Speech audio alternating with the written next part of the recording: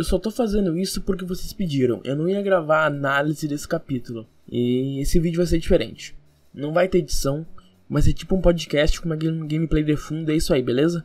Então vamos lá. Eu não vou gritar, eu não vou me exaltar, eu só vou deixar bem específico e bem explicado por que Shumatsu e o capítulo 74 está e foi uma merda. Por que o flashback do Tesla é ruim? Vamos lá. Primeiro que eu vou explicar o que é um flashback e para que ele serve na narrativa. Resumidamente, flashback é usado para alimentar ainda mais o personagem, deixar ele mais rico, mais cheinho, explicar por que ele é de tal jeito, explicar alguma coisa do passado dele que está sendo mostrada nos dias atuais. É uma ferramenta de roteiro que pode ser usada de maneira excepcional ou de maneira horrorosa e acabar não acrescentando nada de relevante para o personagem. O flashback, no caso de Shumatsu, é usado para deixar a gente mais apegado ao personagem, entender de onde ele veio, o que ele fez em vida, por que chegou até onde chegou, como chegou até onde chegou, fazer a gente criar mais empatia com o personagem. O flashback é necessário em uma história?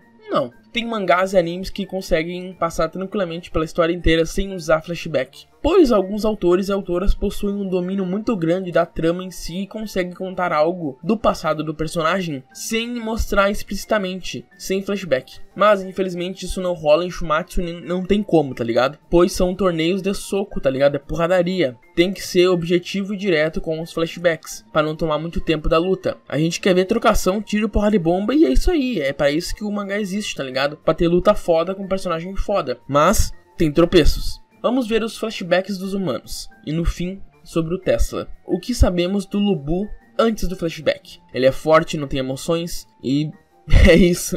E depois do flashback a gente descobre que ele é assim desde pequeno. É um flashback fraco e que não acrescentou em nada no personagem. Agora imagina se tivessem colocado o flashback dele que tem no spin-off dele no mangá original. Cara, o Lubu seria um dos personagens mais bem construídos da obra inteira, porque lá eles explicam a sua força descomunal, seu relacionamento com o seu cavalo, que é muito importante, o relacionamento dele com o falecido pai, o relacionamento dele com o seu atual estrategista, que tem uma ligação com o pai dele. Ele vê o pai dele nele, cara, isso é um detalhe muito bonitinho, muito importante pro personagem. O flashback lá no spin-off do Lubu ensina para nós por que o Lubu ficou desse jeito e de onde ele veio. Por que ele é assim? Ele tinha sentimentos, mas tudo o que aconteceu com ele deixou ele assim. Ele ainda possui emoções, só não demonstra com facilidade. Adão, gente, como sempre é um caso à parte, porque ele é só o personagem mais carismático da obra inteira, talvez se a gente não contar o Buda. Ele não precisa de muita coisa, porque ele é foda, essa é a palavra pra definir ele. Ele chega chegando, botando o pé na mesa e falando, mano, vai tomar no cu deuses, vou defender meus filhos. E é isso, cara, não tem como não amar esse cara. E por esse motivo e muitos outros que amamos o Buda também.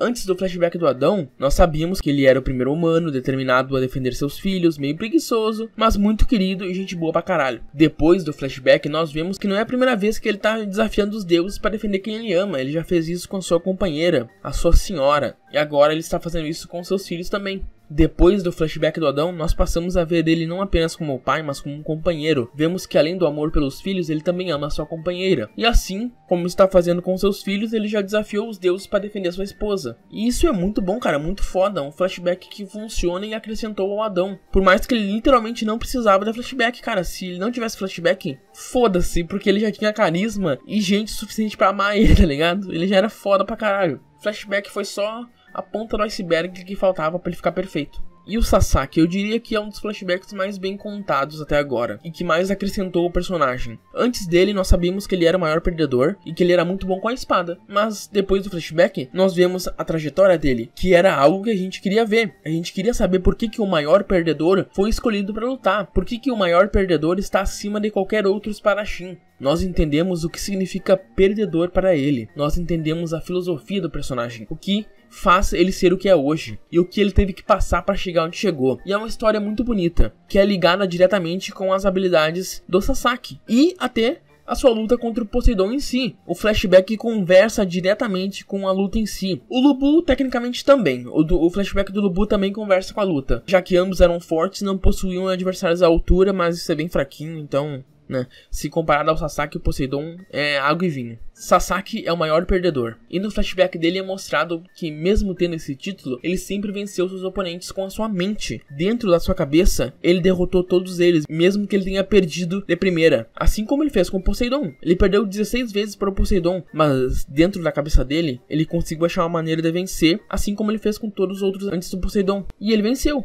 O flashback do Sasaki ele é ligado diretamente aos acontecimentos entre Sasaki e Poseidon na luta em si. E isso é um detalhe muito importante, é muito bom. O Jack, mano, eu nem sei o que dizer, tá ligado? Psicopata, assassino, pau no cu. Ser humano horrível que mata por prazer, torturador. E depois do flashback, é passado para nós que ele se tornou assim porque o mundo ao redor dele era podre e todo mundo odiava ele, ele nunca foi amado. E assim como o do Sasaki, seu flashback é ligado ao drama da luta, conversa com a luta, com o drama que é passado. No fim, o Jack finalmente sentiu o que é ser amado, ele conheceu um ser puro de verdade que amou ele. Que se talvez ele tivesse conhecido antes, ele não teria se tornado o que ele se tornou. Hércules tentou salvar o Jack, mas ele já estava perdido demais, cara. Ele já tinha afundado e o flashback dele conta isso. As atitudes do Jack na luta contam isso. O flashback do Jack, por mais que eu não gosto, porque a minha filosofia é que o mundo não faz um psicopata nasce um psicopata. O mundo só dá aquele empurrãozinho necessário pra pessoa mostrar quem ela realmente é no fundo. Essa é a minha filosofia em relação a isso.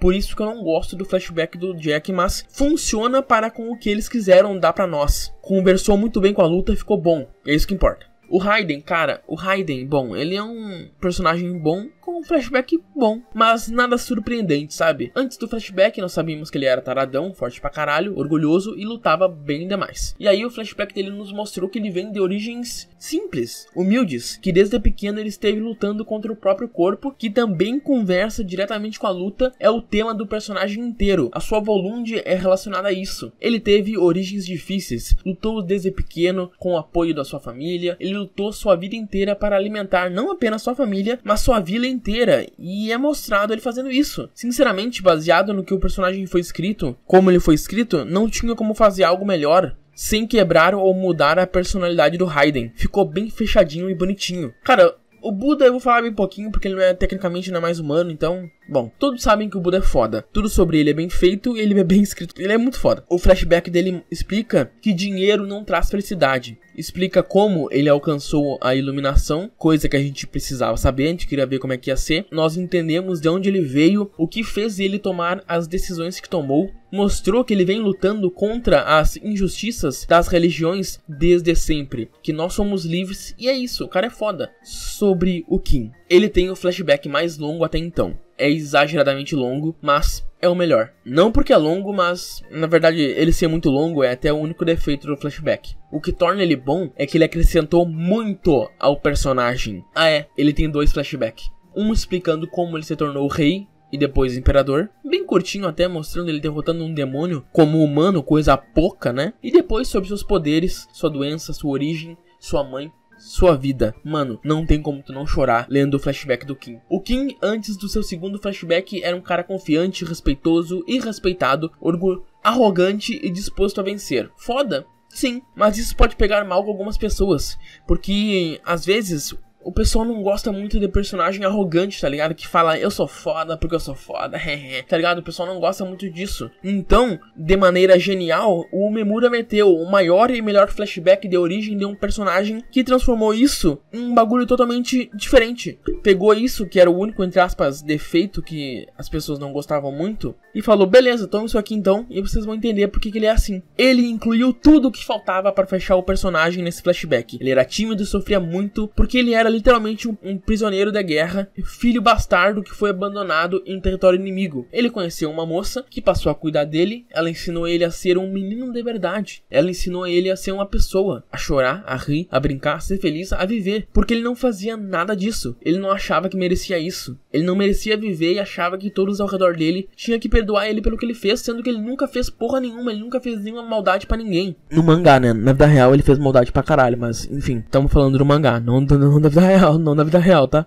Enfim. sendo que quem fez as merdas foi o pai dele. Ele não tem culpa de nada. Nós aprendemos sobre a sua doença, que está ligada aos seus olhos, ou seja, já explicou as origens da sua habilidade, já fez a gente se apaixonar por uma criança inocente, e agora, mano, a gente pensa, esse moleque passou por tudo isso com a ajuda da sua mãe, que morreu nos braços dele após protegê-lo, dizendo que de início ela odiava ele, cara, porque o pai dele matou o filho dela. Mas no fim ela não conseguiu odiar uma criança inocente. Ela viu que ele tava sofrendo pra caralho e ela passou a amar ele como filho, cuidar dele como ela gostaria de ter cuidado do seu próprio filho, tá ligado? Ele se tornou o filho pra ela. Ele precisava de uma mãe e ela de um filho. Eles se complementaram. É foda, é lindo. No fim, ela teve 2 filhos e morreu feliz, sabendo que aquele menino prisioneiro da própria mente foi moldado e cuidado com amor e carinho suficiente que fizeram dele o imperador da China, mano. O cara que unificou a porra toda. E aí a gente entende, a gente fala. Aí sim, porra, ele venceu na vida, mostrou pra todo mundo que duvidou dele que ele consegue. Aquele sentimento de,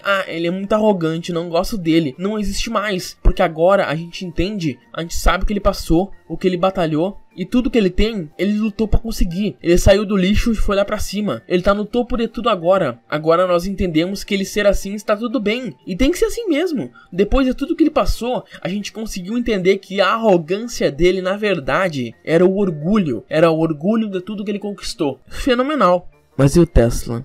Bom, ele é arrogante, ele é super inteligente e ele é basicamente o Kim antes do segundo flashback. Nós sabíamos que ele foi foda, que ele é tudo que ele diz ser. E aí no flashback a gente esperava o quê? Que contassem as suas origens, que mostrasse como ele sofreu em vida, como ele foi roubado e traído por muita gente, pra gerar aquela empatia, aquele sentimento de caralho, ele é foda mesmo, hein? Olha só pelo que ele passou, ele é tudo isso mesmo, muito foda, Leque. Mas não, colocaram o porquê que ele ama ciência, foi porque ele perdeu o irmão dele. Só isso. Mano, sabe qual que é o maior problema de colocar em apenas isso? Só isso. Além de não acrescentar em nada para o personagem, nada de peso, como fizeram com o Kim, e esse é o grande problema, o Memura poderia fazer melhor se ele quisesse, mas ele não quis. Ele tá pouco se... eu não vou gritar, eu falei que não ia gritar, desculpa. Se acalma. Ele tá pouco se fudendo pro Tesla e isso ficou claro desde o início. No momento em que o Beelzebub teve seu flashback antes da luta começar, ficou claro quem era o favorito dele aqui. Mas isso de favoritismo é problema pra outro vídeo, é assunto pra outro vídeo. Mas eu tô falando tão mal, o que eu faria com o Tesla? É simples, cara, é só pegar a fórmula do Kim. Eu meteria um flashback longo, quase tão longo quanto o do Kim, porque história é o que não falta. O Tesla tem uma história muito bem contada, uma história sofrida de um cara que só se fudeu na vida, uma mente brilhante para a humanidade que só se fudeu. Mas simplesmente não quiseram fazer nada sobre isso, não quiseram contar disso. Por quê? Porque daí ia mostrar que o Edson na verdade é um cara pau no cu do caralho, ele é um péssimo ser humano? Mano, que desperdício de personagem, cara. Eles precisavam mostrar o lado injusto da vida dele, as merdas que fizeram com ele, para, assim como o Kim, nós entendermos que essa arrogância é orgulho, mas não mostraram nada. Deram 26 páginas para um personagem que precisava de no mínimo 70, é uma vergonha.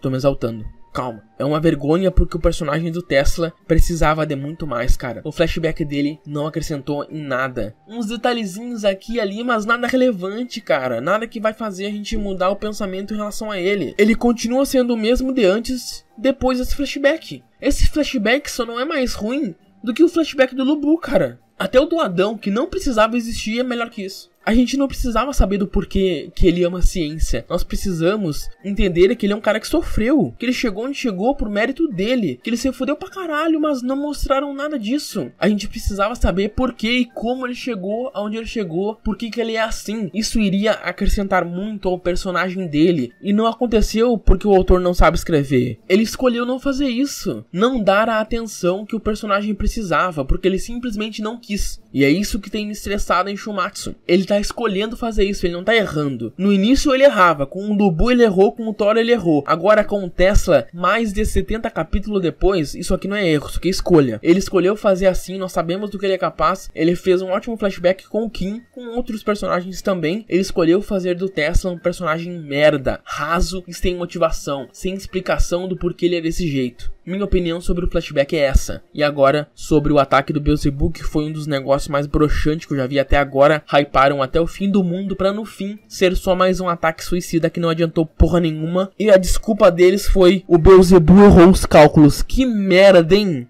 Que luta merda, cara, que luta horrorosa. Nossa, tá muito ruim, cara. Os únicos 2 capítulos bons dessa luta foi quando mostraram o quão inteligente era o Tesla e o flashback do Beelzebub, cara. Cara, quando eles mostraram o quão inteligente era o Tesla, ele usando as zonas de geometria, as partículas, muito foda, tá ligado? Imagina se tivesse mais coisa do tipo no flashback dele, se mostrassem como ele era inteligente, como ele tomou no cu na vida dele inteira por causa desse mesmo motivo, que a inteligência dele é um motivo dele ter sido judiado por todos os humanos ao redor dele, tá ligado? Mano, é um desperdício. Mas é isso, eu tô cansado de me estressar com o Shumatsu, eu tô cansado da escrita preguiçosa e seletiva do Umemura, e eu vou continuar fazendo vídeo de Shumatsu porque vocês gostam. Porque se dependesse de mim, se não fosse importante pra minha carreira, eu não faria mais. Pelo menos, eu acho que não. Eu tô muito chateado com isso, mas enfim. É isso, vocês queriam a minha análise, tá aí. Beijo, gente, até a próxima. Logo vão sair as análises do anime, beleza? Da segunda temporada de Shumatsu. Fui, até mais.